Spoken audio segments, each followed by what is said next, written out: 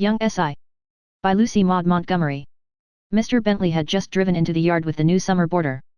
Mrs. Bentley and Agnes were peeping at her from behind the parlor curtains with the keen interest that they, shut in by their restricted farm life, always felt in any visitor from the outside world lying beyond their boundary of purple-misted hills. Mrs. Bentley was a plump, rosy-cheeked woman with a motherly smile.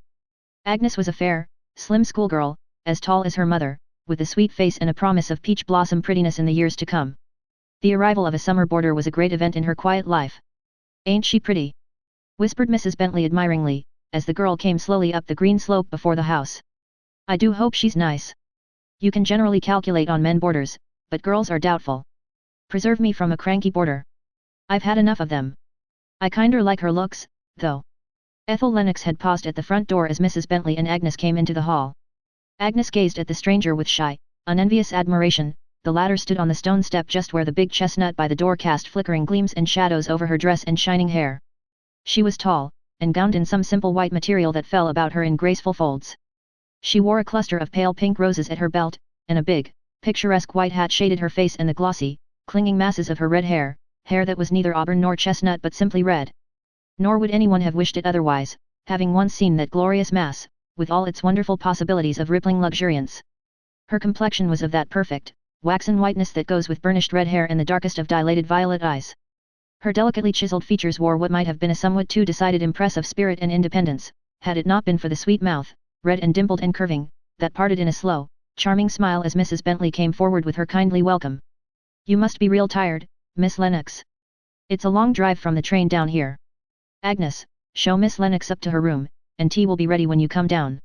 Agnes came forward with the shy grace that always won friends for her, and the two girls went slowly up the broad, old-fashioned staircase, while Mrs. Bentley bustled away to bring in the tea and put a goblet of damask roses on the table. "She looks like a picture, doesn't she, John?" she said to her husband. "I never saw such a face, and that hair too. Would you have believed red hair could be so handsome? She seems real friendly, none of your stuck-up fine ladies. I've had all I want of them, I can tell you." "Sh, sh, sh," said Mr. Bentley warningly, as Ethel Lennox came in with her arm about Agnes. She looked even more lovely without her hat, with the soft red tendrils of hair lying on her forehead. Mrs. Bentley sent a telegraphic message of admiration across the table to her husband, who was helping the cold tongue and feeling his way to a conversation. "You'll find it pretty quiet here, Miss Lennox. We're plain folks and there ain't much going and coming. Maybe you don't mind that, though. I like it. When one has been teaching school all the year in a noisy city, quiet seems the one thing to be desired. Besides, I like to fancy myself something of an artist. I paint and sketch a little when I have time, and Miss Cortland, who was here last summer, said I could not find a more suitable spot. So I came because I knew that mackerel fishing was carried on along the shore, and I would have a chance to study character among the fishermen.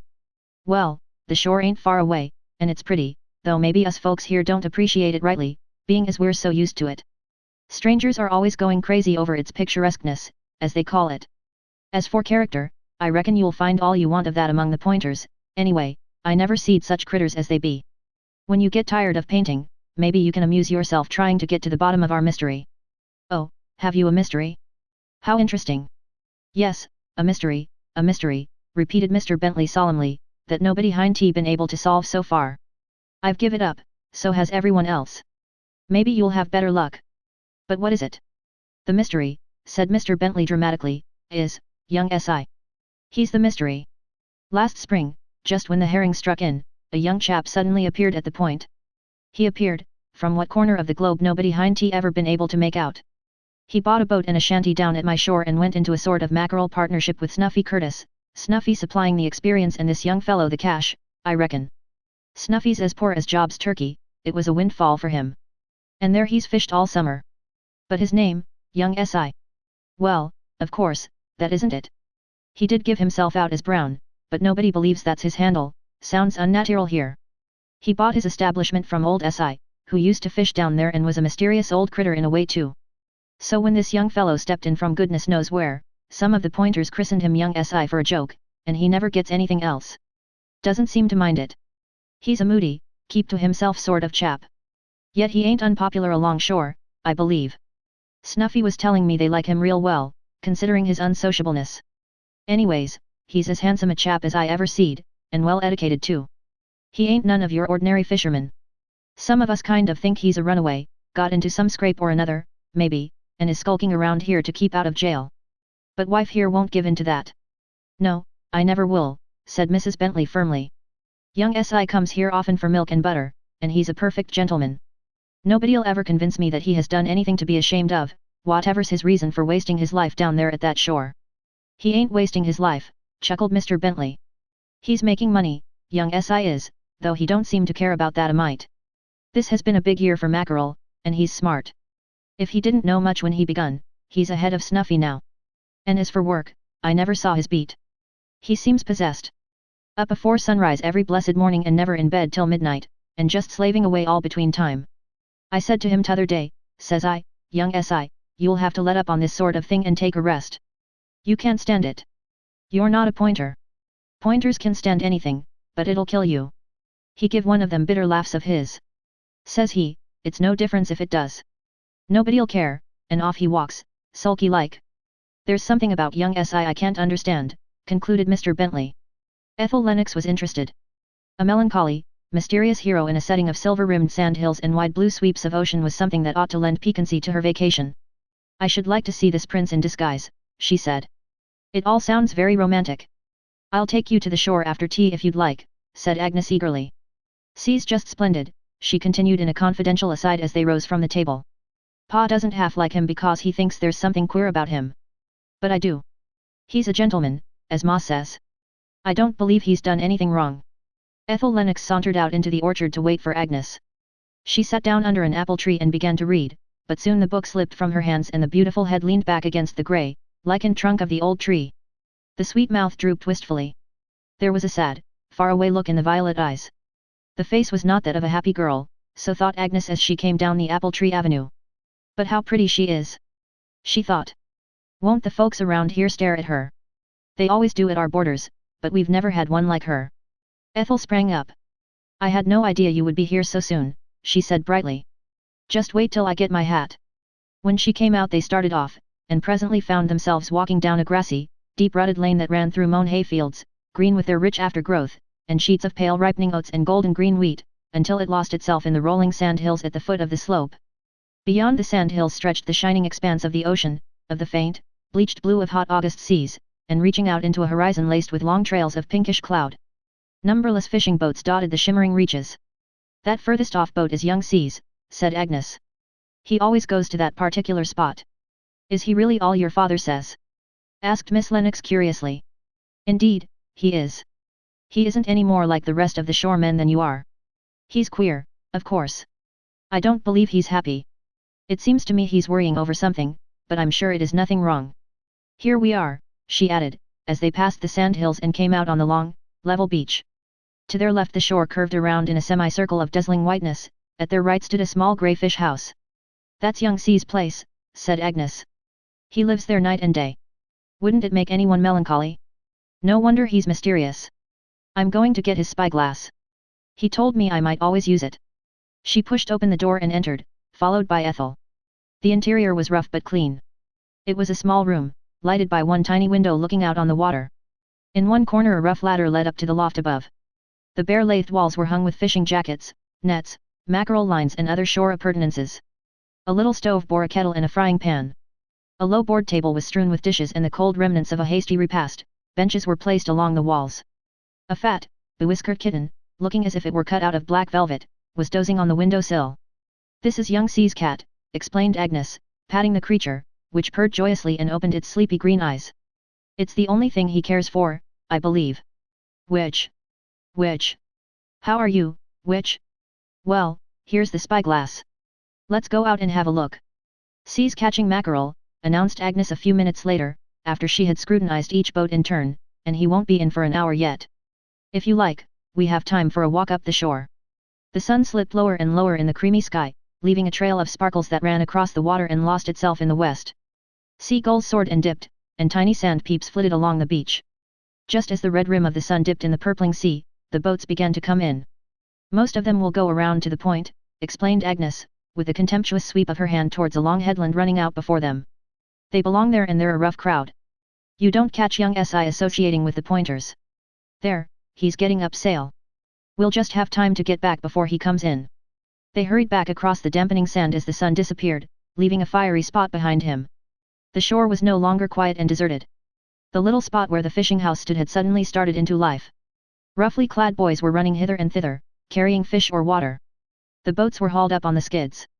A couple of shaggy old tars, who had strolled over from the point to hear about young Si's catch, were smoking their pipes at the corner of his shanty. A mellow afterlight was shining over sea and shore. The whole scene delighted Ethel's artist eyes. Agnes nudged her companion. There. If you want to see young Si, she whispered, pointing to the skids, where a busy figure was discernible in a large boat, that's him, with his back to us, in the cream-colored boat. He's counting out mackerel. If you go over to that platform behind him, you'll get a good look when he turns around. I'm going to coax a mackerel out of that stingy old Snuffy, if I can. She tripped off, and Ethel walked slowly over to the boats. The men stared at her in open-mouthed admiration as she passed them and walked out on the platform behind young Si. There was no one near the two. The others were all assembled around Snuffy's boat. Young Si was throwing out the mackerel with marvelous rapidity, but at the sound of a footstep behind him he turned and straightened up his tall form. They stood face to face. Miles. Ethel. Young Si staggered back against the mast, letting two silvery bloaters slip through his hands overboard. His handsome, sunburned face was very white. Ethel Lennox turned abruptly and silently and walked swiftly across the sand. Agnes felt her arm touched, and turned to see Ethel standing, pale and erect, beside her. Let us go home, said the latter unsteadily. It is very damp here, I feel chilled. Oh, dear! Exclaimed Agnes penitently. I ought to have told you to bring a shawl. It is always damp on the shore after sunset.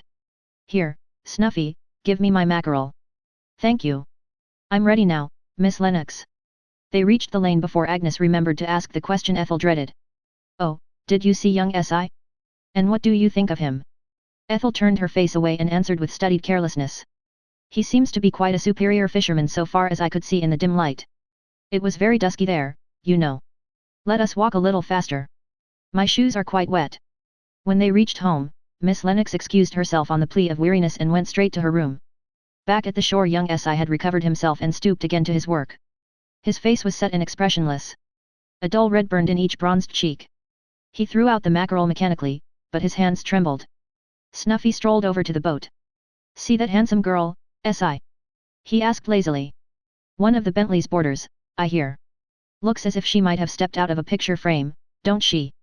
We've no time to waste, Curtis, said young Si harshly, with all these fish to clean before bedtime. Stop talking and get to work. Snuffy shrugged his shoulders and obeyed in silence. Young Si was not a person to be trifled with. The catch was large and it was late before they finished. Snuffy surveyed the full barrels complacently. Good day's work, he muttered, but hard, I'm dead beat out. Lo, I'll go to bed. In the name o' goodness, Si, where be you a goin' to? Young Si had got into a dory and untied it. He made no answer, but rowed out from the shore. Snuffy stared at the dory blankly until it was lost in the gloom. F that don't beat all. He ejaculated. I wonder if Si is in his right senses? He's been actin' quar right along, and now to start off, Lord knows war, at this hour o' night. I really don't believe it's safe to stay here alone with him. Snuffy shook his unkempt head dubiously. Young Si rowed steadily out over the dark waves. An eastern breeze was bringing in a damp sea fog that blurred darkly over the outlines of horizon and shore. The young fisherman found himself alone in a world of water and grey mist. He stopped rowing and leaned forward on his oars. To see her here, of all places. He muttered. Not a word, scarcely a look, after all this long heartbreak. Well, perhaps it is better so. And yet to know she is so near. How beautiful she is. And I love her more than ever. That is where the sting lies. I thought that in this rough life, amid all these rude associations, where nothing could remind me of her, I might forget. And now. He clenched his hands. The mist was all around and about him, creeping, impalpable, phantom-like. The dory rocked gently on the swell. From afar came the low persistent murmur of the ocean. The next day Ethel Lennox declined to visit Si's shore. Instead she went to the point and sketched all day. She went again the next day and the next. The point was the most picturesque part of the shore, she averred, and the types among its inhabitants most interesting. Agnes Bentley ceased to suggest another visit to Si's shore. She had a vague perception that her companion did not care to discuss the subject. At the end of a week Mrs. Bentley remarked, What in the world can have happened to young Si? It's a whole week since he was here for milk or butter. He ain't sick, is he? Mr. Bentley chuckled amusedly. I can tell you the reason of that. Si's getting his stuff at Walden's now. I saw him going there twice this week. Liza Walden's got ahead of you at last, Mary. Well, I never did, said Mrs. Bentley. Well, young Si is the first that ever preferred Liza Walden's butter to mine. Everyone knows what hers is like. She never works her salt half in. Well, young Si's welcome to it, I'm sure. I wish him joy of his exchange. Mrs. Bentley rattled her dishes ominously. It was plain her faith in young Si had received a severe shock. Upstairs in her room, Ethel Lennox, with a few undried tears glistening on her cheeks, was writing a letter. Her lips were compressed and her hand trembled. I have discovered that it is no use to run away from fate, she wrote. No matter how hard we try to elude it, and how sure we are that we have succeeded, it will rise and meet us where we least expect it.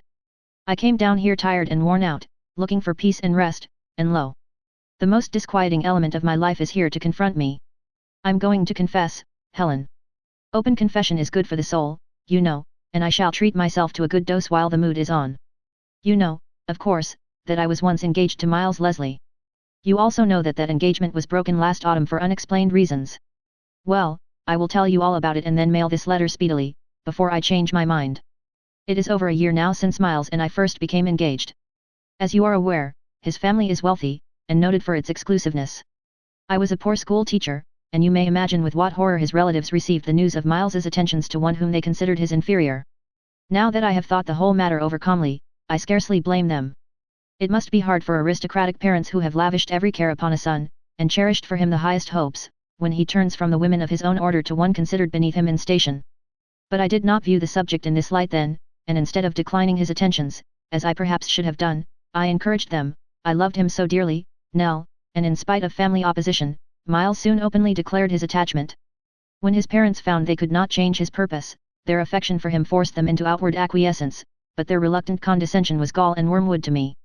I saw things only from my own point of view, and was keenly sensitive to their politely concealed disapprobation, and my offended vanity found its victim in Miles. I belonged to the class who admit and resent slights, instead of ignoring them, as do the higher bred, and I thought he would not see those offered to me.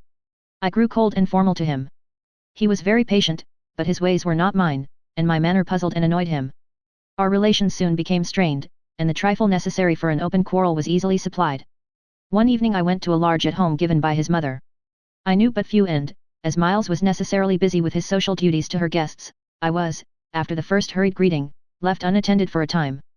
Not being accustomed to such functions, I resented this as a covered insult and, in a fit of jealous pique, I blushed to own that I took the revenge of a peasant maid and entered into a marked flirtation with Fred Curry, who had paid me some attention before my engagement. When Miles was at liberty to seek me, he found me, to all appearances, quite absorbed in my companion and oblivious of his approach. He turned on his heel and went away, nor did he come near me the rest of the evening. I went home angry enough, but so miserable and repentant that if Miles had been his usual patient self when he called the following evening I would have begged his forgiveness. But I had gone too far. His mother was shocked by my gaucherie, and he was humiliated and justly exasperated. We had a short, bitter quarrel. I said a great many foolish, unpardonable things, and finally I threw his ring at him. He gave me a startled look then, in which there was something of contempt, and went away without another word. After my anger had passed, I was wretchedly unhappy. I realized how unworthily I had acted, how deeply I loved Miles, and how lonely and empty my life would be without him. But he did not come back, and soon after I learned he had gone away, whither no one knew, but it was supposed abroad. Well, I buried my hopes and tears in secret and went on with my life as people have to do, a life in which I have learned to think, and which, I hope, has made me nobler and better. This summer I came here. I heard much about a certain mysterious stranger known as young Si who was fishing mackerel at this shore. I was very curious. The story sounded romantic, and one evening I went down to see him. I met him face to face and, Helen, it was Miles Leslie. For 1 minute earth, sky and sea reeled around me. The next, I remembered all, and turned and walked away. He did not follow. You may be sure that I now religiously avoid that part of the shore. We have never met since, and he has made no effort to see me. He clearly shows that he despises me. Well, I despise myself. I am very unhappy, Nell, and not only on my own account, for I feel that if Miles had never met me, his mother would not now be breaking her heart for her absent boy. My sorrow has taught me to understand hers, and I no longer resent her pride. You need hardly be told after this that I leave here in another week. I cannot fabricate a decent excuse to go sooner, or I would. In the cool twilight Ethel went with Agnes Bentley to mail her letter. As they stopped at the door of the little country store, a young man came around the corner. It was young Si. He was in his rough fishing suit, with a big herring net trailing over his shoulder, but no disguise could effectually conceal his splendid figure. Agnes sprang forward eagerly. Si, where have you been? Why have you never been up to see us for so long? Young Si made no verbal reply. He merely lifted his cap with formal politeness and turned on his heel. Well, I never! Exclaimed Agnes, as soon as she recovered her powers of speech. If that is how young Si is going to treat his friends. He must have got offended at something. I wonder what it is, she added, her curiosity getting the better of her indignation.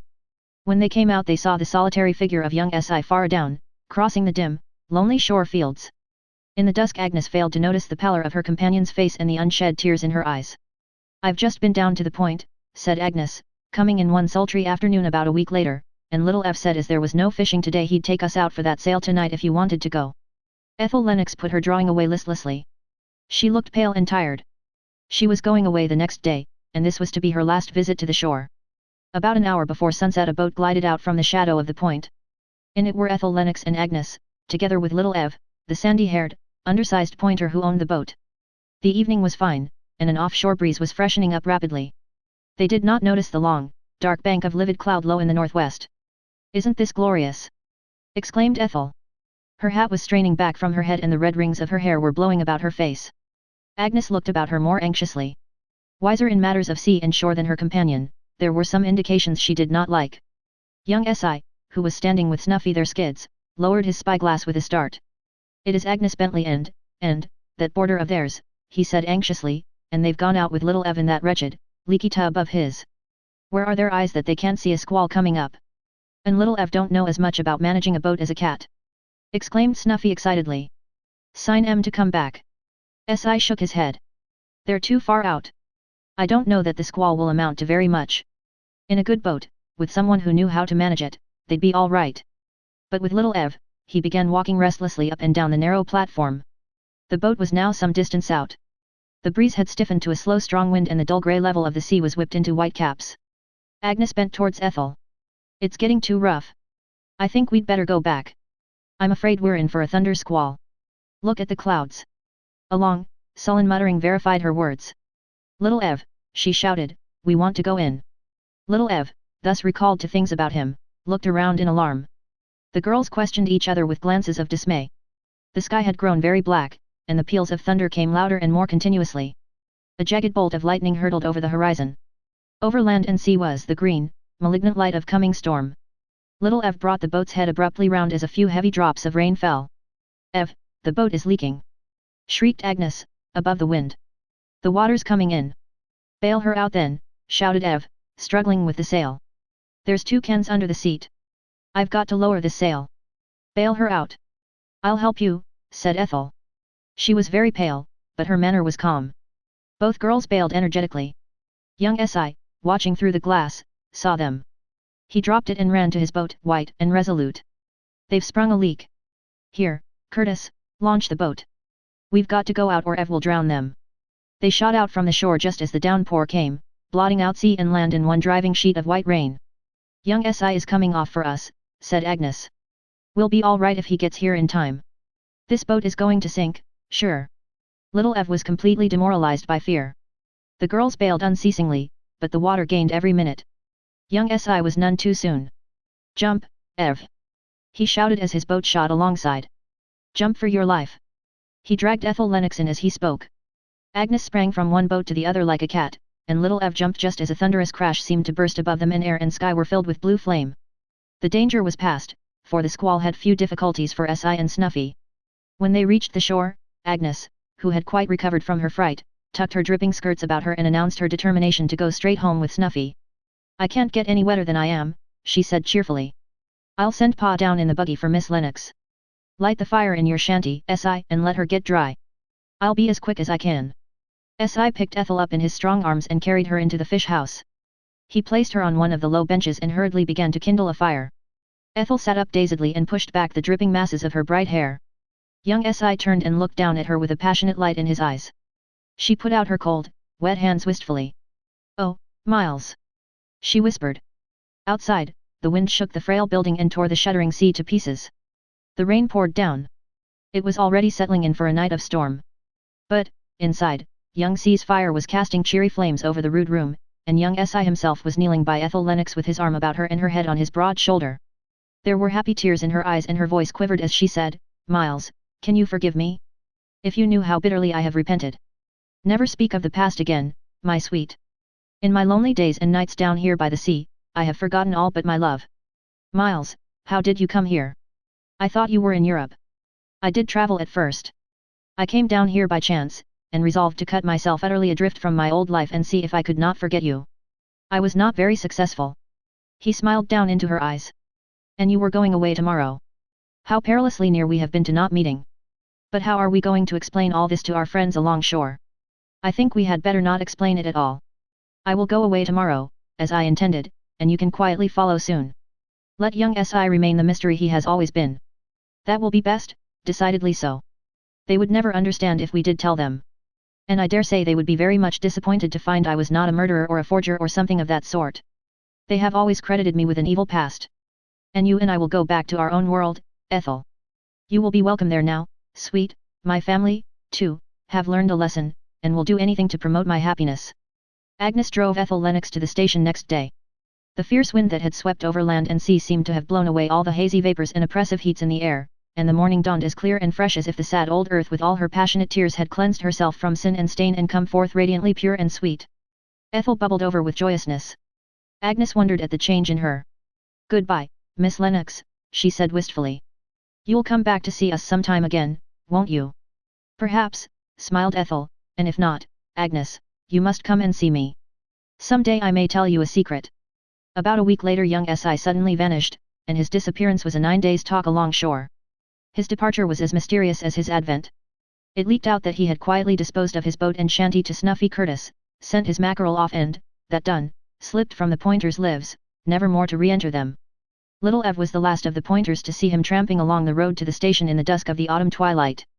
And the next morning Agnes Bentley, going out of doors before the others, found on the doorstep a basket containing a small, vociferous black kitten with a card attached to its neck. On it was written, "Will Agnes please befriend Witch in memory of young Si?"